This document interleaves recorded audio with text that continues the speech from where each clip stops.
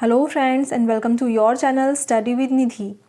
आज से आपको हमारे चैनल पर वीकली करंट अफेयर्स भी देखने को मिलेगा, जो कि हर एग्ज़ाम, चाहे वो व्यापम हो या व्यापम की कोई भी पोस्ट, या फिर MPPSC, UPSC, UPPSC या UPPSC जैसे किसी भी अन्य स्टेट लेवल का एग्ज़ाम हो, करंट अफेयर्स काफ़ी इंपॉर्टेंट रोल प्ले करते हैं आपके सिलेक्शन में। तो वीकली सभी घटनाओं का समावेश रहेगा हमारे करंट अफेयर्स के नोट्स में, चाहे वो अंतर्राष्ट्रीय घटनाएं हों, राष्ट्रीय घटनाएं हों, व्यक्ति विशेष से रिलेटेड घटनाएं हों, रक्षा अनुसंधान या फिर ये साइंस एंड टेक्नोलॉजी का पोर्शन हो। सभी को हमने इस तरह की विभिन्न कैटेगरी में कैटेगराइज कर रखा है ताकि आपको याद करने, पढ़ने और समझने में आसानी हो। तो इस वीक कौन सी घटना हुई, कब हुई, क्या हुई और क्यों हमारे सिलेबस में या हमारे को पढ़ने के लिए इम्पॉर्टेंट है, हम उन पर चर्चा करते हैं। मैं आपको बता दूं कि हमारे सहयोगी आशीष आसटकर जी ने करंट अफेयर्स के नोट्स प्रिपरेशन किए हैं। होपफुली नेक्स्ट वीक से आपको वो बहुत अच्छे तरीके से इन नोट्स को समझाएंगे। तो स्टार्ट करते हैं आज का अंतर्राष्ट्रीय समसामयिक की हमारा पहली कैटेगरी। तो देखते हैं इस वीक कौन सी घटना कब और कैसे हुई। तो पहली घटना लेते हैं हम इस घटनाक्रम में। भारत ने लिया छठे ब्रिक्स संसदीय फोरम में भाग। अब प्रश्न मैं बता देती हूँ पहले एग्जाम में कैसे आ सकते हैं, इससे रिलेटेड और क्यों इम्पॉर्टेंट है ये टॉपिक पढ़ना हमारे लिए। पहली बात तो चर्चा में है ये, इसलिए। दूसरा, ब्रिक्स जो है वो देशों के अंग्रेज़ी नाम के प्रथम अक्षर का समूह है। दूसरी बात, ये उभरती हुई राष्ट्रीय अर्थव्यवस्था का एक संघ है, उस संघ का शीर्षक है जिसमें 5 अग्रणी जो उभरती अर्थव्यवस्थाएं हैं वो सम्मिलित हैं। इस प्रोस्पेक्टस से ब्रिक्स जो है वो इम्पॉर्टेंट है। अब प्रश्न कैसे बन सकते हैं? प्रश्न बन सकता है कि जो ब्रिक्स है वो कौन सा सम्मेलन हुआ, या ब्रिक्स का जो संसदीय फोरम है भारत की ओर से किसने भाग लिया, या यह कौन से नंबर का फोरम था, यह कब आयोजित हुआ, कहाँ आयोजित हुआ, इसका विषय क्या था, इसकी थीम क्या थी, और संसदीय फोरम की जो बैठक है ना, वो उसमें किसने पार्टिसिपेट किया। तो इस तरह से प्रश्न बन सकते हैं आपके एग्ज़ाम में। अब बात करते हैं हम इस घटनाक्रम की। तो भारत के लोकसभा के अध्यक्ष ओम प्रकाश बिरला के नेतृत्व में भारत के संसदीय प्रतिनिधिमंडल ने छठे ब्रिक्स संसदीय फोरम में 27 अक्टूबर 2020 को भाग लिया। पहले प्रश्न का आंसर आपको यहीं से मिल गया कि कौन से नंबर का फोरम ब्रिटिश संसदीय फोरम था, तो ये था आपका छठे नंबर का। दूसरा, कब हुआ, तो 27 अक्टूबर 2020 को ये हुआ। देखिए आप, ये प्रतिनिधिमंडल ने छठे ब्रिक्स संसदीय फोरम में 27 अक्टूबर 2020 को भाग लिया। इस बैठक में ब्रिक्स के सदस्यों ब्राज़ील, ब्रिक्स।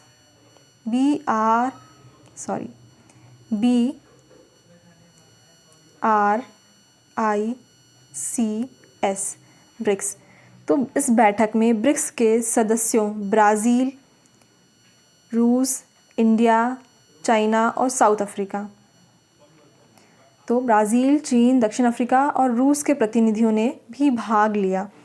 इसका विषय क्या था? बैठक में ब्रिक्स देशों की जनता में गुणवत्ता सुधार, कोरोना का हाल में सामाजिक संरक्षण, स्वास्थ्य देखभाल विषयों पर चर्चा हुई। तो आपके प्रश्न जो मैंने स्टार्टिंग में बताए वो यहाँ पे क्लियर हो चुके हैं कि इसकी थीम क्या थी। तो बैठक में ब्रिक्स देशों की जनता में गुणवत्ता सुधार, कोरोना का हाल में सामाजिक संरक्षण, स्वास्थ्य देखभाल विषय पर चर्चा हुई। कब हुई? तो 27 अक्टूबर 2020 को। कौन सा था? तो छठवां ब्रिक्स सम्मेलन था। अब बात करते हैं हम ब्रिक्स के बारे में थोड़ा। ब्रिक्स का मैंने जैसे आपको बताया क्या है, ये 5 अग्रणी उभरती हुई अर्थव्यवस्था का समूह है जिसकी स्थापना 2009 में हुई, जिसमें 5 सदस्य हैं।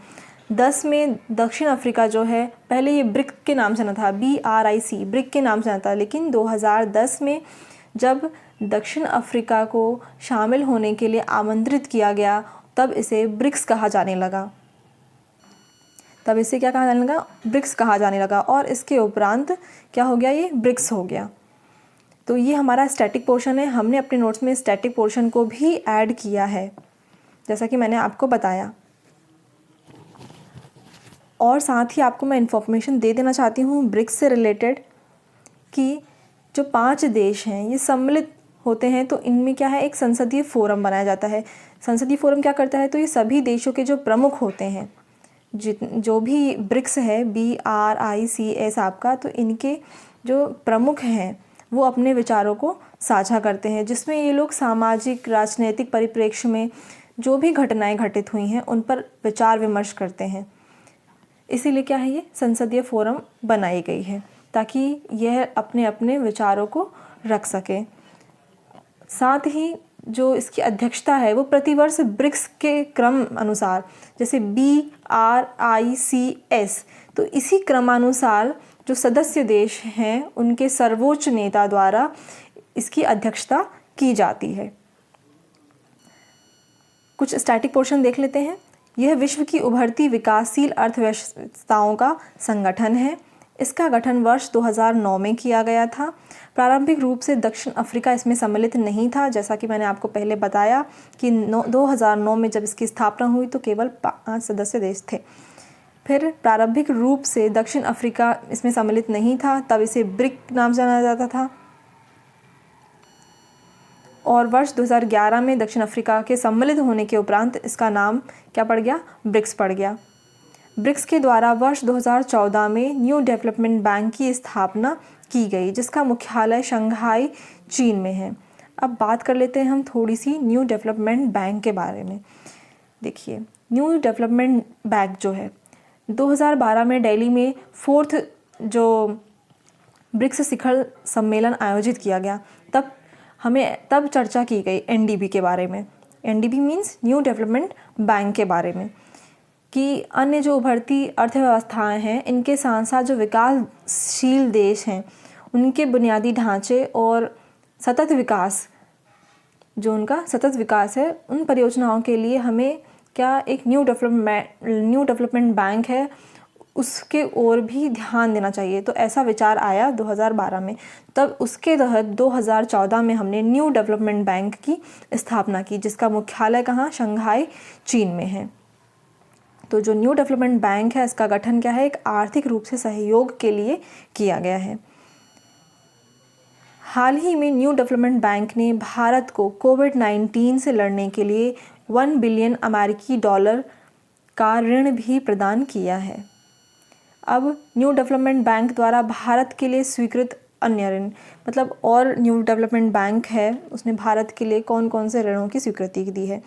तो MP के प्रोस्पेक्टस से काफ़ी इंपॉर्टेंट है ये करंट अफेयर हमारे लिए, क्योंकि इंदौर मेट्रो रेल परियोजना हेतु वर्ष 2019 में $1200 मिलियन का ऋण स्वीकृत किया गया है न्यू डेवलपमेंट बैंक द्वारा भारत के लिए।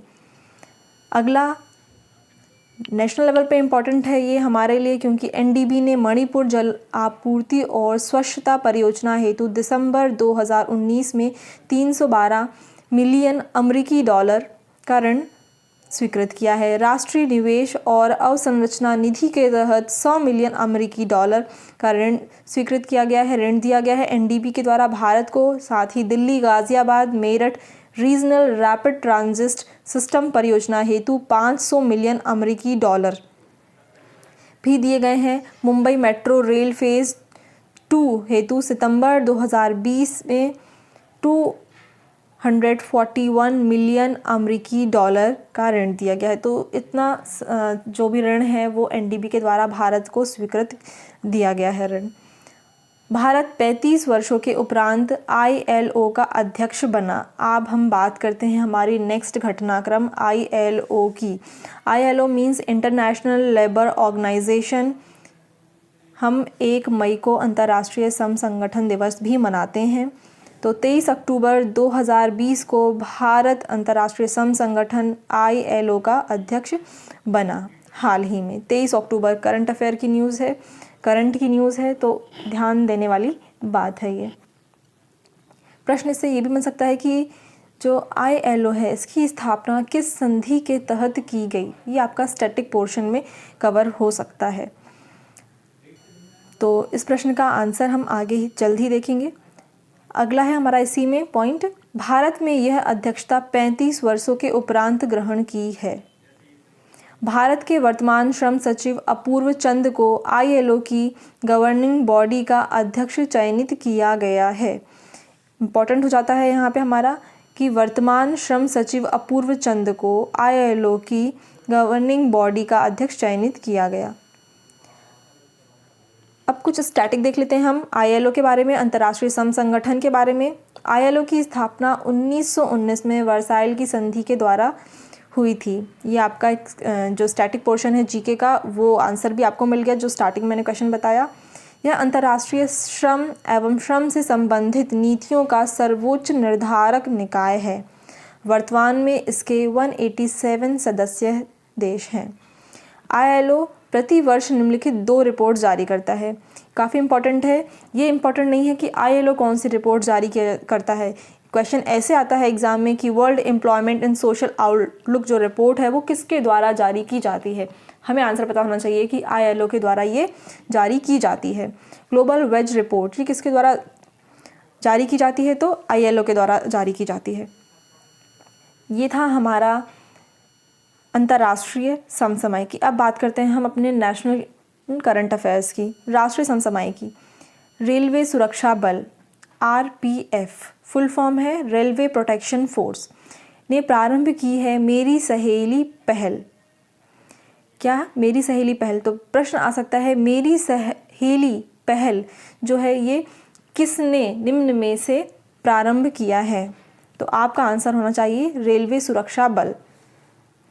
RPF वैसे भी बहुत ही चर्चा में रहा है कोविड-19 के तहत। अगर आप न्यूज़पेपर पढ़ते हो तो रेलवे प्रोटेक्शन फोर्स के एक जो सदस्य हैं इस सुरक्षा बल के मध्य प्रदेश में, वो काफ़ी चर्चित हैं और डिस्कवरी चैनल पर उनसे रिलेटेड एक स्टोरी भी क्रिएट की जा रही है। कोविड-19 के तहत उन्होंने जो कार्य किया। तो हाल ही में रेलवे सुरक्षा बल द्वारा मेरी सहेली पहल का शुभारंभ किया गया। इसका उद्देश्य रेल परिवहन में महिला यात्रियों की सहायता एवं उनकी सुरक्षा का ध्यान रखना है। रेलवे परिवहन में महिला यात्रियों की सहायता एवं उनकी सुरक्षा का ध्यान रखना। जैसा कि आप जानते हैं कि ट्रैवलिंग के दौरान फीमेल्स को विभिन्न तरह की परेशानियों का सामना भी करना पड़ जाता है कभी कभी, तो उसका ध्यान रखने के लिए उन्होंने ऐसी पहल स्टार्ट की है जिसका नाम मेरी सहेली रखा है। आपको ज्ञात हो सितंबर 2020 में दक्षिण पूर्व रेलवे में यह परियोजना पायलट आधार पर प्रारंभ की गई थी। हम कुछ इसके प्रमुख बिंदु देख लेते हैं, मतलब इसमें किन कार्यों को किया जाएगा इसके तहत, इस पहल के तहत। तो महिला यात्रियों को सुरक्षा प्रदान करना। यदि कोई महिला अकेली यात्रा कर रही है तो यात्रा के दौरान उससे बातचीत करना, उनका उत्साहवर्धन कर उनको सुरक्षा दिलाने का आभास कराना कि हाँ आपके साथ कोई है, आप अकेले नहीं हो, आप सुरक्षित हो। यात्रा करते समय सुरक्षा संबंधी सावधानियों से अवगत कराना। इस हेतु 182 सहायता नंबर प्रारंभ किया गया है जिसमें महिला यात्री आवश्यकता पड़ने पर शिकायत दर्ज कर सकती है। तो आपको याद रखना चाहिए कि सहायता नंबर क्या है, 182 जो है वो सहायता नंबर है। तो इस हेतु 182 सहायता नंबर प्रारंभ किया गया है जिसमें महिला यात्री आवश्यकता पड़ने पर शिकायत दर्ज कर सकती है। नेक्स्ट हमारा है पब्लिक अफेयर इंडेक्स 2020 जारी हो चुका है। देखते हैं। हाल ही में गैर लाभकारी संगठन आप जानते हैं NGOs के बारे में, आपके सेकंड पेपर में यह पोर्शन है और मैंने इसे कवर भी किया है, इस पर वीडियो भी है जो प्रश्न मैंने इस पर बनाया था आपका मेन से रिलेटेड। तो हाल ही में गैर लाभकारी संगठन पब्लिक अफेयर सेंटर के द्वारा पब्लिक अफेयर इंडेक्स 2020 जारी किया गया है। इसका उद्देश्य राज्यों में प्रशासन व्यवस्था का अवलोकन कर उनकी रैंकिंग करना था। यह रिपोर्ट भारतीय अंतरिक्ष अनुसंधान संगठन में के पूर्व अध्यक्ष के कस्तूरी रंगन की अध्यक्षता में गठित समिति के माध्यम से निर्मित की गई है। ये प्रश्न भी काफ़ी इम्पॉर्टेंट हो जाता है आपका। रिपोर्ट के प्रमुख बिंदु क्या हैं? रिपोर्ट को तैयार करने के लिए राज्यों को सतत विकास हेतु कार्य करने के आधार पर रैंकिंग दी गई है। अब देखिए यहाँ पे सतत विकास ये वर्ड आता है। जब मैंने एनवायरनमेंट का वीडियो बनाया था उसमें मैंने आपको सतत विकास से रिलेटेड एक क्वेश्चन डिस्कस किया है आपके साथ। वहाँ पर मैंने बहुत विस्तार से बताया है कि आखिर सतत विकास क्या है। अब यहाँ पर आ गया है ये वर्ड सतत विकास, तो मैं आपको एक बार फिर से इससे रूबरू कराना चाहती हूँ। सतत विकास से हमारा अभिप्राय ऐसे विकास से है जो हमारी भावी पीढ़ियों की अपनी ज़रूरतें पूरी करने के योग्यता को प्रभावित किए बिना वर्तमान समय की आवश्यकता को पूरा करे, है ना। और भारतीयों के लिए पर्यावरण जो संरक्षण है ना, उसमें सतत विकास का एक अभिन्न अंग है। तो कोई ये नई अवधारणा नहीं है। और ये आपके एनवायरनमेंट का पेपर है, उसमें काफ़ी इंपॉर्टेंट है, चाहे वो 2019 का मेंस लिख रहे हो या फिर जो न्यू स्टूडेंट्स होंगे हमारे मेंस लिखने वाले उनके लिए। तो ये प्रश्न इम्पॉर्टेंट हो जाता है। सतत विकास की जो अवधारणा है वो एजेंडा 21 के तहत 1992 में लाई गई थी। तो समझ गए हैं आप लोग कि योग्यता को प्रभावित किए बिना वर्तमान समय की आवश्यकता को पूरा करें, वो हमारा क्या सतत विकास। इससे आपको यहाँ पे देखो 3 मार्कर भी कंप्लीट हो रहा है। सतत विकास पे आपका 3 मार्कर भी आ सकता है। आगे बढ़ते हैं, हम टॉपिक से भटकते नहीं हैं। जिसमें विकास, क्षमता एवं स्थिरता जैसे 3 पहलुओं पर ध्यान दिया गया हो। तो कौन कौन से इसके हैं? विकास, दूसरा क्षमता और तीसरा स्थिरता। इन 3 पहलुओं पर मुख्य रूप से ध्यान दिया गया है जो ये हमारी रिपोर्ट है। इस रैंकिंग में प्रथम स्थान पर केरल है, मतलब सबसे अच्छा कार्य किया है, उत्कृष्ट कार्य जो वो केरल के द्वारा, जबकि अंतिम स्थान पर यूपी है। रैंकिंग में जो शीर्ष 3 राज्य हैं वो पहला केरल, दूसरा तमिलनाडु, तीसरा आंध्र प्रदेश। रैंकिंग में अंतिम 3 राज्य का क्या है? मतलब सतत विकास के विषय में ध्यान ना रखते हुए, है ना, किसने काम किया है। तो वो क्या, हम अंतिम जो लास्ट हैं वो 3 राज्यों के बारे में बताते हैं। उसमें क्या है? अंतिम 3 राज्यों में उत्तर प्रदेश, उड़ीसा और बिहार। छोटे राज्यों की श्रेणी में अगर हम बात करें, 3 उत्कृष्ट राज्य कौन है जिन्होंने सतत विकास को ध्यान में रखते हुए कार्य किया है? तो वो हैं गोवा, मेघालय और हिमाचल प्रदेश। छोटे राज्यों की श्रेणी में ही अगर हम अंतिम 3 राज्य की बात करें जिन्होंने सतत विकास को ध्यान में ना रख कर कार्य किया है, तो वो हैं मणिपुर, दिल्ली और उत्तराखंड। ऐसे ही केंद्र शासित राज्यों की बात करी जाए तो उत्कृष्ट कार्य करने वाले हैं चंडीगढ़, पुडुचेरी और लक्षद्वीप। और अंतिम 3 केंद्र शासित राज्यों की बात करें, अंतिम 3 से यहाँ पे हमारा अभिप्राय है ऐसे राज्यों की जिन्होंने सतत विकास के विषय को ध्यान में ना रखकर कार्य किया है। तो वो हैं दादर नागर हवेली, अंडमान निकोबार द्वीप समूह और जम्मू कश्मीर। अगली हम बात करते हैं जो हमारे केंद्रीय आवास और शहरी मामलों के मंत्री हैं हरदीप पुरी। पहला प्रश्न तो यही बन गया कि हमारे केंद्रीय आवास और शहरी मामलों के मंत्री कौन है? तो कौन हो गए?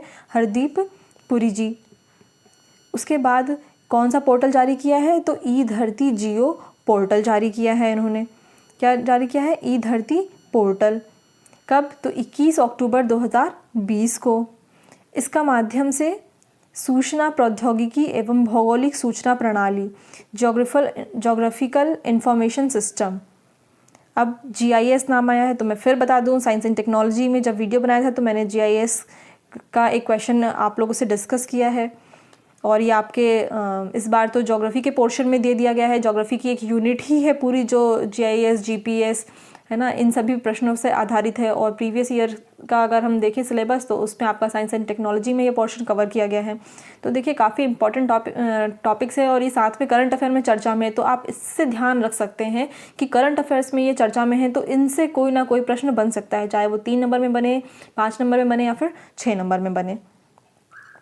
तो इसके माध्यम से सूचना प्रौद्योगिकी एवं भौगोलिक सूचना प्रणाली का उपयोग मानचित्रण एवं भूमि का पट्टा निर्धारण में किया जा सकेगा। ठीक है। इसके माध्यम से भूमि और विकास कार्यालय के समस्त कार्य को एवं मानचित्र को ऑनलाइन माध्यम से किसी भी स्थान से एक्सेस किया जा सकता है। अब नेक्स्ट है हमारा संपत्ति प्रमाण पत्र। अब क्या है संपत्ति प्रमाण पत्र? देखते हैं। भारतीय सरकार द्वारा किसी भी व्यक्ति को उसके संपत्ति के संबंध में प्रमाणित करने के लिए दिए जाना वाला प्रमाण पत्र संपत्ति प्रमाण पत्र कहलाता है। मतलब जो भी आपकी संपत्ति है ना, और वो कितनी है, क्या है, तो उसके संबंध में जो प्रमाण पत्र दिया जाएगा वही क्या है? आपका संपत्ति प्रमाण पत्र है। तो ये हाल ही में भारत के प्रधानमंत्री द्वारा स्वामित्व योजना प्रारंभ की गई है। इसके अंतर्गत प्रत्येक पट्टेधारित व्यक्ति को एक प्रमाण पत्र दिया जाएगा जिसमें उसकी संपत्ति का समस्त विवरण होगा। अब देखिए क्या है ये योजना, स्वामित्व योजना। अब प्रश्न आ सकता है कि स्वामित्व योजना का संबंध निम्न में से किससे है ना। तो लिखेगा, जैसे कुछ ऑप्शन दे दिया, मान लीजिए आप स्वामित्व योजना का संबंध स्वामी से है ना, या फिर अपने घर गृहस्थी के जो भी आपके एसेट्स हैं उनसे है, या फिर आपका उनमें से एक आंसर होगा कि प्रत्येक पट्टेधारित व्यक्ति को एक प्रमाण पत्र दिया जाएगा जो उस संपत्ति का समस्त विवरण होगा।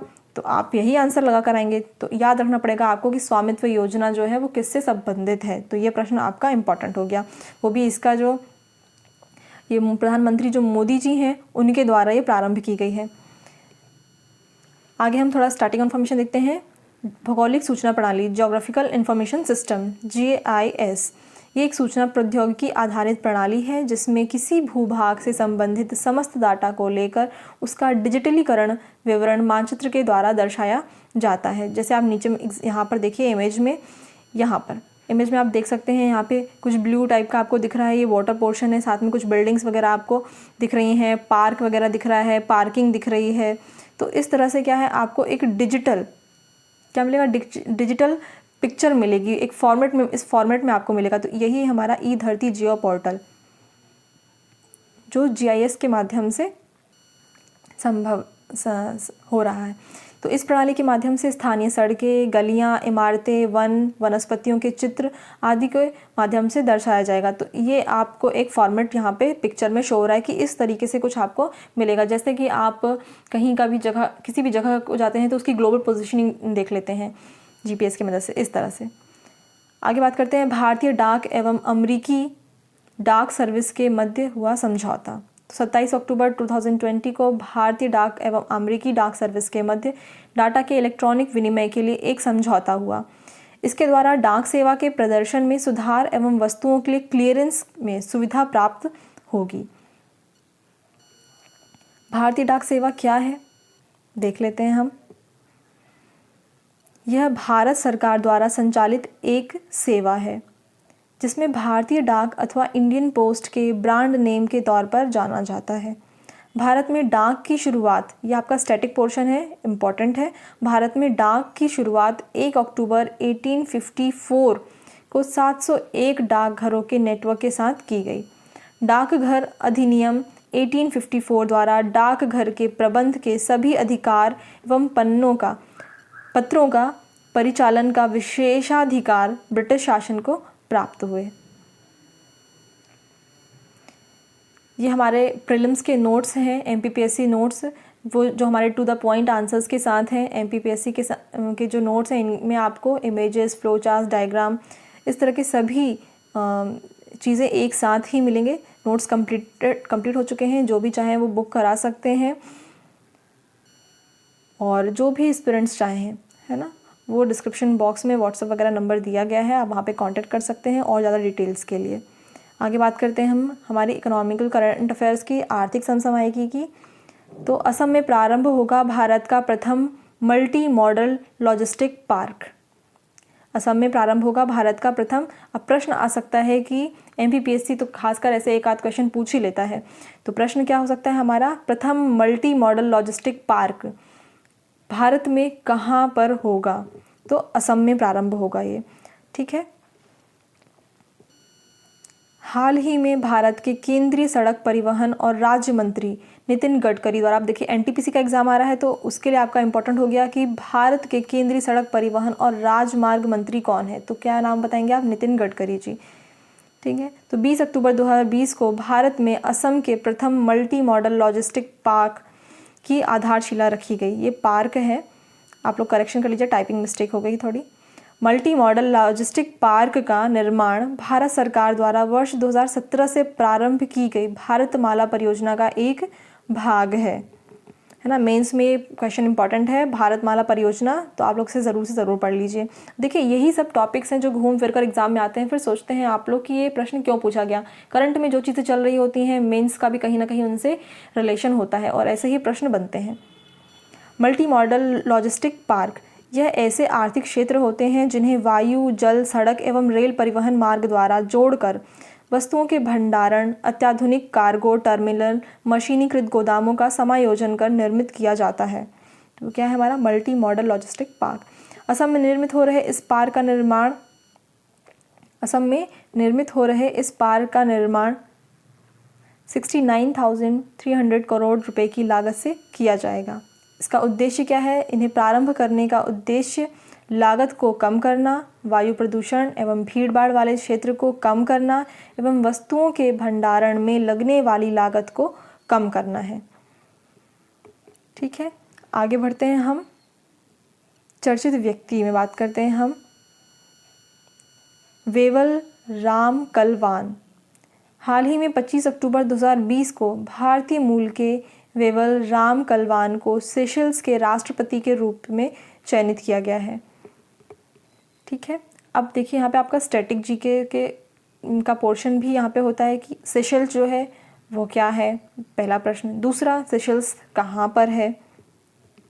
2 प्रश्न बनते हैं आपके सेशल्स से यहाँ पे। और एनटीपीसी का एग्ज़ाम आ रहा है तो वहाँ पर ये क्वेश्चन एक जनरल सा क्वेश्चन है, पूछ सकते हैं। राजधानी भी पूछ सकते हैं आपको। अब इससे रिलेटेड ये हम मैप में देख लेते हैं सेशल्स कहाँ पर है। जैसा कि आप देख पा रहे हो, ये आपका सेशल्स है। कहाँ? दक्षिण अफ्रीका के, ये दक्षिण अफ्रीका आपका दक्षिण अफ्रीका के दक्षिण पूर्वी भाग में। ये हिंद महासागर आपका इंडियन ओशन है। ठीक है, तो यहाँ पर आपका स्थित है क्या? सेशल्स। सेशल्स ये हिंद महासागर में स्थित एक क्या है? द्वीप समूह है जो दक्षिण अफ्रीका के दक्षिण पूर्वी क्षेत्र में स्थित है। प्रश्न आ सकता है, सेशल्स जो है वो क्या है? एक द्वीपों का समूह है। 1976 तक एक ब्रिटिश उपनिवेश था। क्या था? एक ब्रिटिश उपनिवेश था। 1977 में इसके स्वतंत्र होने के उपरांत यहाँ लोकतंत्र स्थापित हुआ। क्या हुआ? लोकतंत्र स्थापित हुआ। अगर हम बात करें यहाँ पर ब्रिटिश उपनिवेश की, है ना, तो देखिए जब भारत स्वतंत्र हुआ तब विश्व के कई ऐसे देश थे जो स्वतंत्र नहीं हुए थे। उनमें से दक्षिण अफ्रीका भी एक था। जब भारत स्वतंत्र हुआ तब कई देश थे जो स्वतंत्र नहीं हुए थे। यहाँ भारतीयों को मजदूरी के लिए लेके आया जाता था। यहाँ भारतीय आते थे, मजदूरी करते थे। तो यहाँ आज भी बड़ी संख्या में जो है भारतीय मूल के व्यक्ति जो हैं वो मौजूद हैं। यही कारण है कि चुनाव में जब भी वहाँ पे कोई खड़ा होता है तो उतनों में से कोई ना कोई एक भारतीय मूल का व्यक्तित्व होता है और जो कभी कभी वहाँ के उच्च पदों पर आसीन होते हैं। वैसे ही हमारे जो सेशल्स के नए राष्ट्रपति बने हमारे, कौन? वेवल राम कलवान उनमें से एक हैं। आगे बात करते हैं हम। सेशल्स जो है वो 115 द्वीपों का द्वीप समूह है जहाँ अनेक प्रवाल भित्तियाँ एवं समुद्र तट उपस्थित हैं। प्रवाल भित्तियाँ जो हैं वो जनरली कैल्शियम कार्बोनेट की जो परत है ना, उससे बनता है। तो प्रश्न आपका 3 मार्कर में आ जाता है प्रवाल भित्ति। ये आपका एनवायरनमेंट में भी इंपॉर्टेंट है, ज्योग्राफी में भी प्रश्न बनता है प्रवाल भित्ति, और अब तो साइंस में भी कभी कभी पूछ लेता है कि प्रवाल भित्ति जो है वो जो उसकी खोल है वो किससे, तो कैल्शियम कार्बोनेट की बनी होती है। ठीक है, तो प्रवाल क्या है समझ गए हैं आप लोग, है ना। और जो प्रवाल भित्ति वो क्या है? सर्वाधिक जैव विविधता वाला है। बात करते हैं विज्ञान एवं तकनीकी। तो भारत ने किया एक एंटी शिप मिसाइल का परीक्षण। साइंस एंड टेक्नोलॉजी के पोर्शन में एंटी शिप मिसाइल के बारे में बात कर रहे हैं हम। ठीक है, तो एंटी शिप मिसाइल क्या है? जो दुश्मनों की शिप को प्रवेश ना करने दे। ठीक है, हाल ही में भारतीय नौसेना ने 30 अक्टूबर 2020 को एंटी शिप मिसाइल का सफल परीक्षण किया है। जो प्रीलिम्स के नोट्स हैं उनमें सारी मिसाइल्स को एक अच्छे तरीके से क्रमवार रूप से कवर किया है। इस मिसाइल का परीक्षण बंगाल की खाड़ी में INS कोरा के माध्यम से किया गया है। अब प्रश्न आपका बनेगा कि जो एंटी शिप मिसाइल है, ये भारत एंटी शिप मिसाइल है, इसका परीक्षण जो है वो कहाँ पर? तो बंगाल की खाड़ी में। किसके माध्यम से? तो INS कोरा के माध्यम से किया गया है। एंटी शिप मिसाइल उन मिसाइलों को कहा जाता है जिनका उपयोग सामान्यतः बड़े जहाज़ों एवं नौकाओं को ध्वस्त करने के लिए किया जाता है। भारत द्वारा निर्मित एंटी शिप मिसाइल में ब्रह्मोस का नौसैनिक संस्करण, ठीक है, G35 club anti ship, Harpoon, Sea Eagle और P20 सम्मिलित हैं। अब इन सारी मिसाइल्स में से आपको कोई भी मिसाइल दे दिया जाएगा और पूछा जाएगा फिर कि ये भारत द्वारा निर्मित है या नहीं है। भारत द्वारा निर्मित है तो कौन सी? तो एंटी शिप मिसाइल है ये। ठीक है, और ये ब्रह्मोस नौसैनिक का संस्करण है। आगे बात करते हैं नेक्स्ट हमारा मिसाइल एवं प्रक्षेपास्त्र। मिसाइल एवं प्रक्षेपास्त्र, हाँ, भारत में मिसाइल मैन या मिसाइल मैन के नाम से किसे जाना जाता है, तो हमारे APJ अब्दुल कलाम जी जो हैं उनको मिसाइल मैन के रूप में जाना जाता है। फिर मिसाइल एवं प्रक्षेपास्त्र, तो ऐसा अस्त्र जिसका उपयोग दूर स्थित लक्ष्य को भेदने के लिए किया जाता है, प्रक्षेपास्त्र कहलाता है। भेजने लिख गया है, मिसप्रिंट है, वो भेदने के लिए किया जाता है तो प्रक्षेपास्त्र, या भेजने के लिए किया जाता है तो प्रक्षेपास्त्र कहलाता है। गति नियंत्रण प्रणाली के आधार पर देखा जाए, अब 3 तरह से डिवाइड किया गया है इन्हें, ठीक है, 3 तरह से, गति नियंत्रण, मारक क्षमता और उपयोग के आधार पर जो मिसाइल हैं 3 तरह से 3 भागों में डिवाइड। अब गति के आधार पर अगर देखा जाए तो कौन कौन सी हैं, बैलिस्टिक प्रक्षेपास्त्र और क्रूज प्रक्षेपास्त्र। मारक क्षमता के आधार पर देखा जाए तो छोटी दूरी से के प्रक्षेपास्त्र, मध्यम दूरी के प्रक्षेपास्त्र और लंबी दूरी के प्रक्षेपास्त्र, है ना, और अंतर महाद्वीपीय प्रक्षेपास्त्र जिसे ICBM बोलते हैं। उपयोग की प्रकृति के आधार पर देखा जाए तो सतह से वायु, जैसे त्रिशूल और आकाश है मिसाइल, वैसे ही वायु से वायु, जल से जल, ये प्रक्षेपास्त्र है हमारे। भारतीय सेना ने प्रारंभ किया SI नामक मैसेजिंग ऐप। अब पूछ सकते हैं जो SAI मैसेजिंग ऐप है, जो साई मैसेजिंग ऐप है, वो किसने प्रारंभ किया है, ठीक है, तो किसने, भारतीय सेना के द्वारा, ठीक है। आवश्यकता क्यों पड़ी इसकी, क्यों हमने किया, साई का मतलब होता है सिक्योर एप्लीकेशन फॉर इंजॉयमेंट, ये लॉन्च किया है। तो हाल ही में 29 अक्टूबर 2020 को भारतीय सेना के द्वारा सिक्योर एप्लीकेशन फॉर इंटरनेट नामक मैसेजिंग ऐप प्रारंभ किया है। उद्देश्य सैनिकों को सुरक्षित, है ना, संचार सुविधा प्रदान करना। अगर आप लोगों को ज्ञात हो तो ये एप्लीकेशन जो है सोर्स टू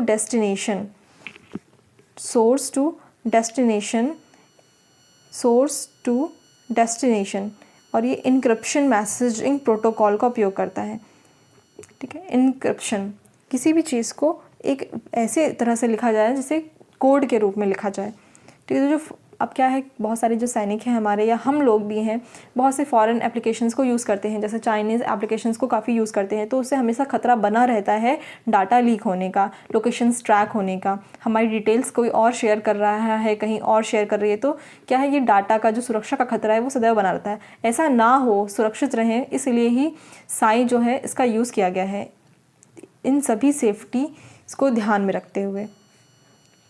तो हाल ही में कंप्यूटर इमरजेंसी रिस्पांस टीम ने CERT के सुझाव के अनुसार, है ना, कंप्यूटर इमरजेंसी रिस्पांस टीम के सुझाव के अनुसार सुरक्षा कारणों से भारतीय सेना द्वारा सैनिकों को 89 एप्लीकेशंस के उपयोग को प्रतिबंधित किया गया था। इस कारण एक एप्लीकेशन की आवश्यकता थी हमें। कंप्यूटर इमरजेंसी रिस्पांस टीम क्या है, तो इसकी स्थापना इलेक्ट्रॉनिक्स और सूचना प्रौद्योगिकी मंत्रालय के निर्देशन में वर्ष 2004 में की गई थी। यह भारत की एक इंटरनेट सुरक्षा एजेंसी है जो भारत में हो रहे साइबर खतरों के संबंध में निगरानी रखती है एवं इंटरनेट पर देशवासियों की निजता की सुरक्षा हेतु कार्य करती है, ठीक है। तो क्या है, ये एक इंटरनेट सुरक्षा एजेंसी है जो साइबर खतरों के संबंध में निगरानी रखती है। अब इसरो एवं नासा मिलकर संचालित करेंगे निसार मिशन। तो पहला प्रश्न यही बन गया आपका कि जो निसार मिशन है वो किसके द्वारा संचालित किया जा रहा है, तो इसरो और नासा के द्वारा संयुक्त रूप से। तो हाल ही में भारत एवं अमेरिका के मध्य 2+2 वार्ता संपन्न हुई, जिनमें दोनों देशों ने अंतरिक्ष के संबंधित जानकारियों को साझा किया। रडार, इससे भी प्रश्न बनता है और मेंस में आता है और हमने कवर भी किया है अपने नोट्स में।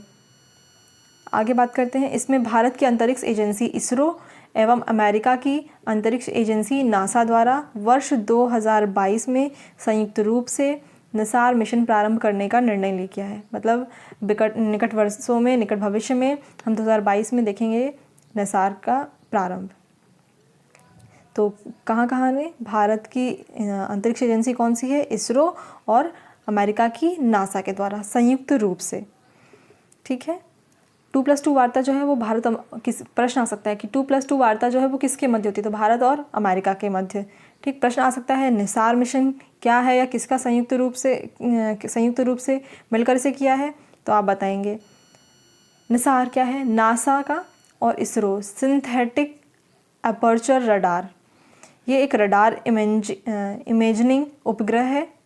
यह एक रडार इमेजिंग उपग्रह है जिसका उपयोग रिमोट सेंसिंग पर भी वीडियो बना हुआ है, सुदूर संवेदन वगैरह पे आप देख लीजिए। एक प्रश्न बहुत इंपॉर्टेंट है, नए सिलेबस में भी अलग से टॉपिक ऐड हुए हैं और बार बार इनकी चर्चा हो रही है, तो बहुत इंपॉर्टेंट है ये प्रश्न मेंस में।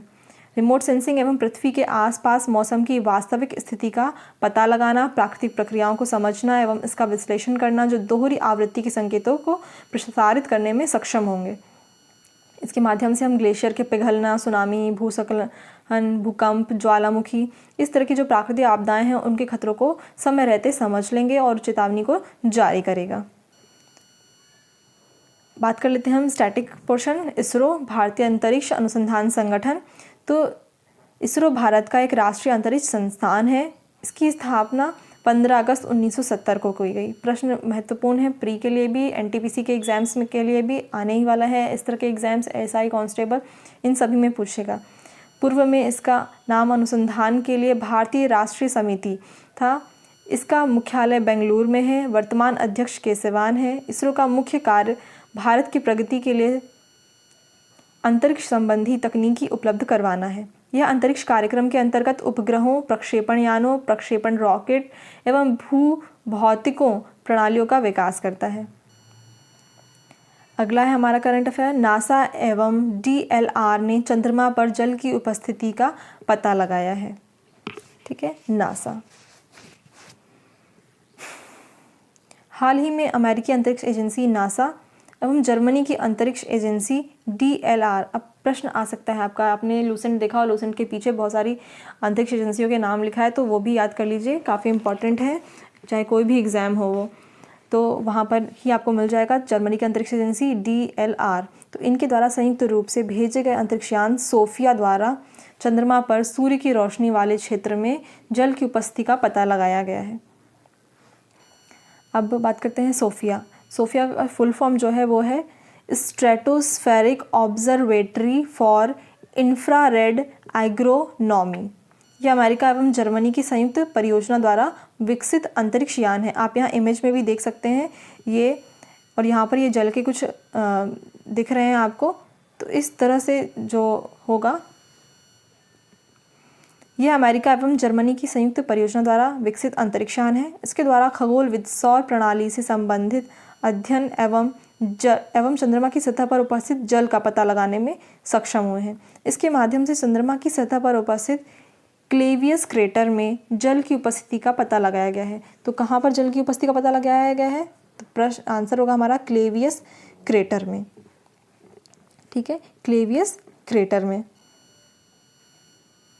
इसरो के मंगलयान ने मंगल ग्रह के वातावरण में परिवर्तन का पता लगाया है। भारतीय अंतरिक्ष अनुसंधान संगठन इसरो द्वारा प्रक्षेपित मंगलयान है ना, जो मॉम है हमारा, मार्स ऑर्बिटर मिशन। ठीक है, मॉम क्या है? Mars orbiter mission. तो अमेरिकी मंगल ऑर्बिटर द्वारा मंगल ग्रह के वातावरण का अध्ययन कर यह निष्कर्ष निकाला गया है कि मंगल ग्रह के वातावरण में तीव्र गति से परिवर्तन हो रहा है। अध्ययन के अनुसार वर्ष 2018 में प्रारंभ हुआ धूल का तूफान संपूर्ण मंगल ग्रह पर फैल चुका है एवं इसने मंगल ग्रह के जो ऊपरी वायुमंडल है उसको गर्म कर दिया है। जैसे कि आप यहाँ देख सकते हैं इमेजेस में, medium giant antenna, high giant antenna और लोगेन एंटीना। तो इस तरह से ये 3 तरह का एंटीनाज हैं, साथ में प्रोपेलेंट टैंक है और सोलर एरे भी साथ में फिक्स किया गया है। मार्स ऑर्बिटर मिशन मंगलयान, ये स्टैटिक पोर्शन है, आपको आ सकता है और एग्जाम में मॉम पर अलग से टिप्पणी में लिखने के लिए मेंस में आ सकती है। यह भारत द्वारा मंगल ग्रह कक्षा में स्थापित एक अंतरिक्ष यान है। इसे 24 सितंबर 2014 को मंगल ग्रह की कक्षा में इसरो द्वारा अपने पहले ही प्रयास में स्थापित किया गया था। इसका उद्देश्य मंगल ग्रह के वातावरण का अध्ययन करना, मंगल ग्रह की सतह का अध्ययन करना, वहाँ के खनिज एवं संसाधनों के संबंध में जानकारी जुटाना एवं उससे संबंधित समस्त जानकारियों को पृथ्वी पर भेजना था। ज्ञात हो कि प्रथम प्रयास में ही मंगल की कक्षा में किसी उपग्रह को स्थापित करने वाला भारत प्रथम देश बना था। बात करते हैं हम माविन की। माविन फुल फॉर्म है Mars atmosphere and volatile evolution. Mars atmosphere and volatile evolution. यह अमेरिकी अंतरिक्ष एजेंसी नासा द्वारा मंगल ग्रह की कक्षा में स्थापित एक अंतरिक्ष यान है, जिसका उद्देश्य मंगल पर वायुमंडल का अध्ययन कर उसके ऊपरी भाग में उपस्थित आयन मंडल पर उपस्थित विभिन्न स्तरों का अध्ययन करना। IMD ने दक्षिण एशिया में प्रारंभ की बाढ़ चेतावनी सेवा। IMD क्या है? तो हमारा जो भारतीय मौसम विभाग है, इंडियन मेट्रोलॉजी डिपार्टमेंट, वो है हमारा IMD। शॉर्ट फॉर्म में कभी कभी फुल फॉर्म भी पूछ ले जाते हैं, तो आपको उसके शॉर्ट फॉर्म और फुल फॉर्म दोनों याद रखने पड़ेंगे कि IMD मीन्स क्या है, इंडियन मेट्रोलॉजी डिपार्टमेंट, भारतीय मौसम विभाग। तो इसने दक्षिण एशिया में प्रारंभ किया है क्या? बाढ़ चेतावनी सेवा। 23 अक्टूबर 2020 को दक्षिण एशिया में बाढ़ चेतावनी सेवा प्रारंभ की गई, जिसे फ्लैश फ्लड गाइडेंस सर्विस नाम दिया गया है। इसका उद्देश्य बाढ़ के खतरों से संबंधित चेतावनी को 6 घंटे पूर्व एवं किसी भी आपदा की स्थिति के संबंधित जोखिम जो 24 घंटे पूर्व चेतावनी जारी करना है। फ्लैश फ्लड गाइडेंस सिस्टम क्या है? तो इसके अंतर्गत उन घटनाओं को शामिल किया जाता है जो अत्यंत तीव्र वर्षा के कारण बहुत कम समय अंतराल में घटित होती हैं। फ्लैश फ्लड गाइडेंस सिस्टम जो है वो 15वीं विश्व मौसम विज्ञान कांग्रेस द्वारा अनुमोदित सिस्टम है। ठीक है, इसमें तीव्र गति से होने वाली प्राकृतिक मौसमी घटनाओं को सम्मिलित किया जाता है। इसमें सामान्यतः 2 प्रकार की अवधारणाएं सम्मिलित की गई हैं। पहली क्या है? फ्लैश फ्लड गाइडेंस, और दूसरा क्या है? Flash flood threat. ठीक है, नेक्स्ट है भारतीय मौसम विभाग विज्ञान। इसका स्टैटिक पोर्शन देख लेते हैं हम। यह भारत सरकार के पृथ्वी विज्ञान मंत्रालय के अंतर्गत कार्यरत एक एजेंसी है जो मौसम का पूर्वानुमान, मौसम में परिवर्तन, चक्रवात और भूकंप विज्ञान का विश्लेषण कर चेतावनी जारी करती है। इसका मुख्यालय भारत की राजधानी नई दिल्ली में स्थित है। इसके वर्तमान महानिदेशक मृत्युंजय महापात्रा जी हैं। इसकी स्थापना 1844 में पुणे में की गई थी एवं 1875 में इसका नाम परिवर्तित कर मौसम सर्वेक्षण अनुसंधान रखा गया। बात करते हैं हम चर्चित स्थान की। केवड़िया गुजरात चर्चा में है, देखते हैं। प्रधानमंत्री नरेंद्र मोदी ने 30 अक्टूबर 2020 को गुजरात के केवड़िया में आरोग्य वन का उद्घाटन किया। पहला प्रश्न बनेगा आरोग्य वन कहाँ है? तो गुजरात के केवड़िया में। इस वन में औषधीय पौधों एवं उनके महत्व के संबंध में संपूर्ण जानकारी का विस्तृत वर्णन किया गया है। यहाँ आरोग्य वन के साथ साथ पर्यटकों के लिए विभिन्न सुविधाओं से युक्त कैफेटेरिया, एकता मॉल, जंगल सफारी की सुविधा प्रदान की गई है। केवड़िया गुजरात में ही सरदार सरोवर बांध उपस्थित है, जिसके समीप सरदार पटेल की नवनिर्मित मूर्ति है, जिसे स्टैचू ऑफ यूनिटी नाम दिया गया है। ये विश्व की सबसे ऊंची मूर्ति है। बात करते हैं स्टैचू ऑफ यूनिटी की। मैंने आपको टेलीग्राम चैनल पर अपडेट कर दिया था कि स्टैचू ऑफ यूनिटी काफ़ी इम्पॉर्टेंट हो जाता है। हमारा जो थिंकर्स हैं उनमें नए ऐड हुए हैं सरदार वल्लभ भाई पटेल राजनीतिक विचारक में, तो ये काफ़ी इम्पॉर्टेंट है, आपको ये देखना चाहिए। सरदार वल्लभ भाई पटेल हैं, इनका पर पूरा वीडियो मैंने बनाया है कि आपके एग्ज़ाम्स के प्रोस्पेक्टस से कैसे कैसे प्रश्न बन सकते हैं, तो ज़रूर देखिए। स्टैचू ऑफ यूनिटी भारत के लौह पुरुष, भारत के प्रथम गृह मंत्री थे, भारत के प्रथम उप प्रधानमंत्री एवं भारत के वर्तमान स्वरूप को गठित करने में महत्वपूर्ण योगदान देने वाले सरदार वल्लभ भाई पटेल की मूर्ति है। इसका शिलान्यास 31 अक्टूबर 2013 में किया गया था एवं 31 अक्टूबर 2018 भारत के प्रधानमंत्री नरेंद्र मोदी के द्वारा इसका उद्घाटन किया गया। यह स्मारक सरदार सरोवर बांध से 3.2 किलोमीटर की दूरी पर गुजरात राज्य के जो भरूच है वहाँ पर है।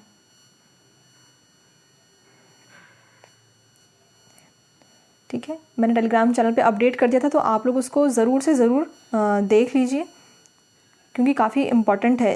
राजनीतिक विचारक जो हैं उनमें ऐड किया गया है, तो उस हिसाब से ये काफ़ी महत्वपूर्ण है हमारे मेंस के एग्ज़ाम्स के लिए।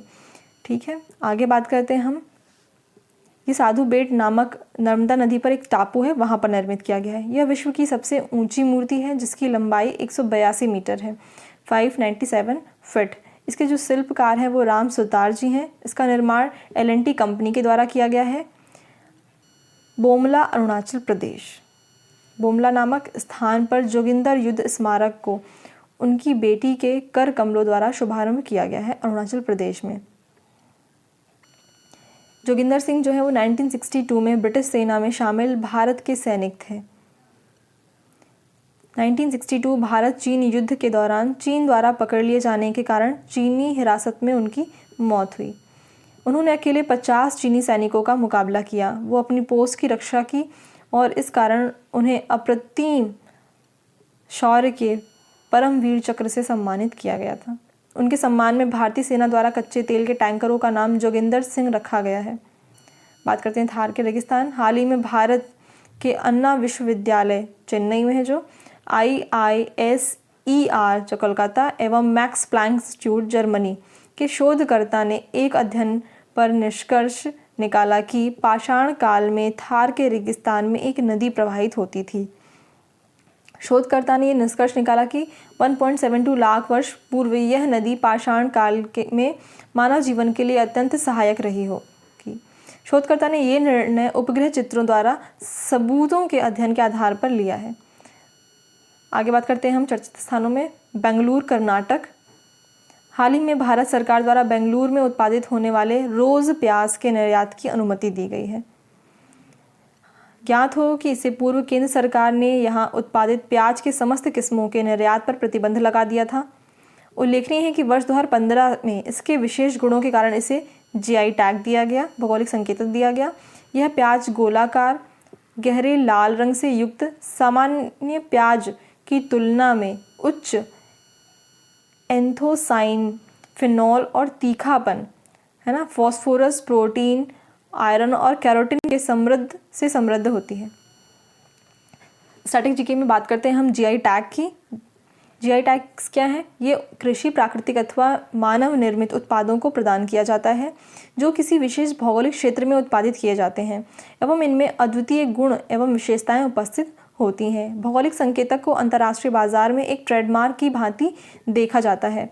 इन्हें बौद्धिक संपदा अधिकारों का एक भाग माना जाता है। अब देखिए, बौद्धिक संपदा अधिकारों की बात आई तो मैं आपको फिर बता दूं, ये प्रश्न आपके साइंस एंड टेक्नोलॉजी के पोर्शन में कवर किया जा चुका है, ठीक है, और ये मेंस के लिए काफ़ी इंपॉर्टेंट टॉपिक है। GI टैग्स पर भी आपको शॉर्ट नोट लिखने को आ सकती है, 3 मार्कर में भी पूछा जा सकता है। MP में भी कई चीज़ें हैं जिन्हें GI टैग दिया गया है, ठीक है, एक भाग माना जाता है जिन्हें पेरिस अभिसमय के माध्यम से शामिल किया गया है। अब देखते हैं राज्य विशेष समसमयिकी हमारा।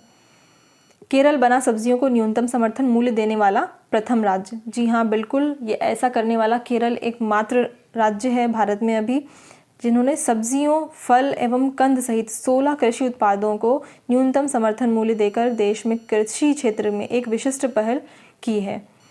अरविंद केजरीवाल ने लॉन्च किया है ग्रीन दिल्ली मोबाइल ऐप। जी दोस्तों, इसके माध्यम से क्या है, दिल्ली के नागरिक प्रदूषण की सूचना राज्य सरकार को दे सकेंगे। दिल्ली में प्रदूषण पर नियंत्रण हेतु भारत सरकार गठित करेगी एक स्थायी निकाय। 26 अक्टूबर 2020 को दिल्ली में प्रदूषण के संबंध में स्थायी निकाय के गठन को लेकर सर्वोच्च न्यायालय को अधिसूचित किया गया। इसका उद्देश्य दिल्ली के आसपास जो फसल अवशेष के जलने के कारण होने वाले प्रदूषण पर नियंत्रण करना है।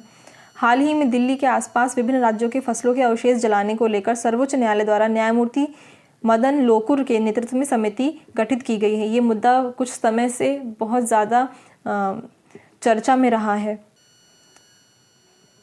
आगे बात करते हैं, उत्तर प्रदेश जो है वो शीर्ष राज्य बन गया है प्रधानमंत्री स्वनिधि योजना के क्रियान्वयन में। PM स्वनिधि योजना, PM स्ट्रीट वेंडर्स, जो स्ट्रीट वेंडर्स हैं उनको आत्मनिर्भर निधि योजना 1 जून 2020 को लॉन्च की गई है। इसका उद्देश्य सड़क पर जो खुदरा विक्रेता हैं उनको 10,000 तक का ऋण प्रदान करने और व्यवसाय करने के लिए सहायता प्रदान करना है। ये गुजरात में प्रारंभ की किसान सूर्योदय योजना, गुजरात में। तो सूर्योदय योजना कहाँ पे प्रदान की है? किसान सूर्योदय, तो गुजरात में। इसका उद्देश्य कृषकों को सिंचाई हेतु दिन में बिजली उपलब्ध करवाना है। नेक्स्ट है केंद्रीय मंत्रिमंडल ने जम्मू कश्मीर को पंचायती राज अधिनियम लागू करने की मंजूरी दी है। हाल ही में 21 अक्टूबर 2020 को प्रधानमंत्री नरेंद्र मोदी की अध्यक्षता में केंद्रीय मंत्रिमंडल ने जम्मू और कश्मीर राज्य को पंचायती राज अधिनियम को लागू करने की मंजूरी दी है। आपको ज्ञात हो तो धारा 370 के निरस्त होने के पूर्व जम्मू कश्मीर में संसद द्वारा निर्मित कुछ विशेष अधिनियम ही लागू होते हैं। मैं आपको एक चीज़ और बताना चाहती हूँ कि बुक्स, न्यूज़पेपर, मैगजीन्स वाले अधिकतर ऐसा होता है कि वह धारा और अनुच्छेद, है ना, अधिनियम और संविधान, जहाँ पर जो लिखना चाहिए वो सही उपयोग नहीं करते हैं। मतलब अगर आप बात करें तो संविधान जहाँ पे शब्द होगा या जहाँ संविधान का प्रयोग होगा तो संविधान में केवल और केवल अनुच्छेद होते हैं, है ना। और अनुच्छेद जो होते हैं वो क्या करते हैं, किसी भी बात का, है ना, किसी भी बात का क्या है, उद्देश्य को बताते हैं।